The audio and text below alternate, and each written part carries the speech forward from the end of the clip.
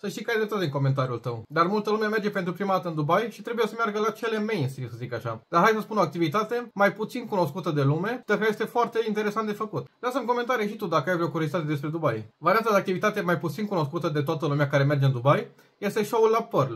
Un spectacol de acrobații, lumini și apă, absolut incredibil. Vă las și câteva imagini să ruleze pe fundal ca să vedeți ce înseamnă la Pearl. Este un show creat de Dragon, cel care a lucrat și cu Cirque du Soleil, unul dintre cele mai mari circuri din lume. Merită din plin fiecare bănuț pe care îl plătești pentru bilet și este o experiență unică în Dubai. Nu uita, vacanțele sunt amintiri, nu cheltuieli și pentru mai multe clipuri interesante, nu uitați un like și un follow.